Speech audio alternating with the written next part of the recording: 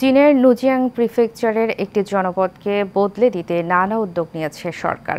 বয়স্কদের সাক্ষরতা নিশ্চিতের পাশাপাশি নারী, শিশু ও যুবকদের জন্য কর্মমুখী ক্ষেত্র তৈরি করা হয়েছে পরিকল্পিতভাবে। ২০০০ বছর ধরে দারিদ্রতার কষাঘাতে জর্জরিত জনপদ এখন উন্নয়নের রোল মডেল। চীন থেকে ফিরে বিস্তারিত জানাচ্ছেন বাতেন বিপ্লব। দাদি নানির বয়সী এসব মানুষের প্রত্যেকেই সংগ্রামী জীবন পার করে সবে নতুন বাঁকে ঠাঁই পেয়েছে। ঠিকানা পরিবর্তনের পাশাপাশি তাই মন ও মননে জ্বালিয়ে দেয়া হচ্ছে জ্ঞানের আলো। পড়ন্ত বেলায় এই কর্মযজ্ঞ তাদের উচ্ছ্বাসের সঙ্গে যোগ করেছে একরাশ পরিতৃপ্তি। গতানুগতিক কোনো পুনর্বাসন কেন্দ্র নয়, বরং চারদিকে পাহাড় আর প্রকৃতির মাঝে একটি কর্মমুখী বিশ্ববিদ্যালয় বললেই বরং এর নামকরণ যথার্থ হবে। আমরা এত প্রাণবন্ত এবং এত প্রাণোচ্ছল স্কুল আসলে এর আগে কখনোই দেখিনি, যেটি চীনের এই লুকুই শহরে এসে আমরা দেখতে পেয়েছি এবং এটি আসলে অসাধারণ। এবং এই বয়স্ক শিক্ষা অর্থাৎ এই প্রবীণদের যে হাতে কলমে শিক্ষা দেওয়া হচ্ছে সেটি অনুকরণীয়। নারীদের জন্য করা হয়েছে বিশেষ পরিকল্পনা, যাতে পাহাড়ি আঁকাবাঁকা পথে গাড়ি চালানোর দক্ষতা অর্জন করে পরিবারের সহায়ক শক্তি হয়ে উঠতে পারে তারা। পাহাড়ি আঁকাবাঁকা সড়কে গাড়ি চালানো যেমন কষ্টের তেমনি চ্যালেঞ্জের। যারা এরই মধ্যে পাহাড়ে বসবাস করছে তাদের মধ্য থেকে গাড়ি চালানোর দক্ষতা বাড়াতে এরকম প্রশিক্ষণের ব্যবস্থা করা হয়েছে এই স্কুলে। লুকুইতে অনেক আশ্চর্যের মধ্যে এটিও একটি। প্রতিষ্ঠানের প্রশস্ততা যেমন মানুষের হৃদয় প্রশস্ত করে, তেমনি কর্মস্পৃহাও বাড়িয়ে দেয়।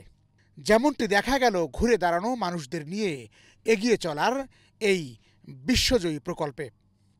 যেটিকে আপনারা ক্রিকেট বল ভেবে ভুল করতে পারেন। এই বলটি তৈরি হচ্ছে চীনের লুজিয়ান যে প্রিফেকচার সেখানে লুসুই নামের একটি অঞ্চলে, যেখানে একটি বড় প্রকল্প করতে নিয়েছে চীনা সরকার। এবং সেই প্রকল্পের অধীনে এখানকার যারা পাহাড়ি আদিবাসী আমাদের বাংলাদেশে সেই এথনিকের একটি জনগোষ্ঠী, এখানে তাদেরকে পুনর্বাসন করা হয়েছে এবং তারাই মূলত এই কাজগুলো করছেন এবং খুবই স্বচ্ছন্দতার এই কাজ করছেন। পাশাপাশি জীবন কখনোই থেমে থাকে না, তাই চলমান পৃথিবীর সাথে টেক্কা দিয়ে চীনের জীবনধারায় এই বৈপ্লবিক পরিবর্তন সত্যি অনুকরণীয়।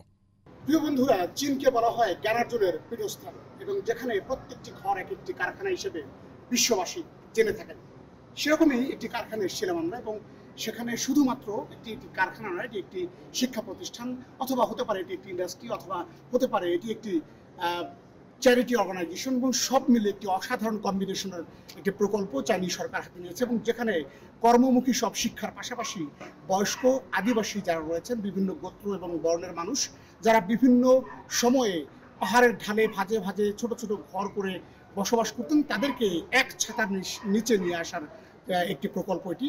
এবং যেখানে আমরা দেখেছি যে আসলে যারা দীর্ঘদিন দারিদ্র্য সীমার নিচে অবস্থান করছিল, ঠিক তাদেরকে নিয়েই এই প্রকল্পটি গড়ে উঠেছে এবং তাদেরকে শিক্ষায়, কর্মে এবং জ্ঞানে উন্নত করার জন্য সকল প্রচেষ্টা নিয়েছে এই একটিমাত্র প্রকল্প। সেই প্রকল্পটি আমরা ঘুরে দেখলাম, সেখানে কলেজ রয়েছে, স্কুল রয়েছে, ছোট ছোট কারখানা রয়েছে, যেখানে কর্মমুখী নানা শিক্ষার ব্যবস্থা এখানে করা হয়েছে এবং সব মিলে খুবই চমৎকার একটি কম্বিনেশন এখানে আমরা দেখতে পেয়েছি। এবং এরকম একটি প্রকল্পের অধীনে আমরা সব অ্যাঙ্গেল থেকে আসলে মানুষকে কর্মমুখী শিক্ষার পাশাপাশি তাদেরকে ধ্যানে, জ্ঞানে, কর্মে সৎ এবং সাহসী হওয়ার যে উদ্যোগ, সেটি কিন্তু এই লুসুই নামক যে এলাকা, সেই এলাকায় এসে আমরা অবলোকন করলাম।